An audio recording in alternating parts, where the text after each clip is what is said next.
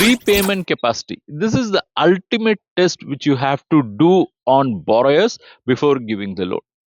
You can do many other analysis, but if it fails in repayment capacity, then that loan is not going to come back to the bank. It could put the bank or financial institution in a financial risk. So how do you measure that?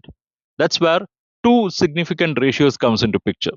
One is DSCR, which is for term loans, which are given for project financing.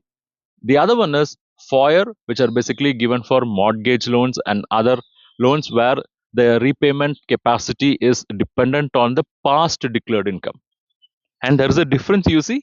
DSCR is given for project finance. It means repayment capacity is decided based on the future earning capacity.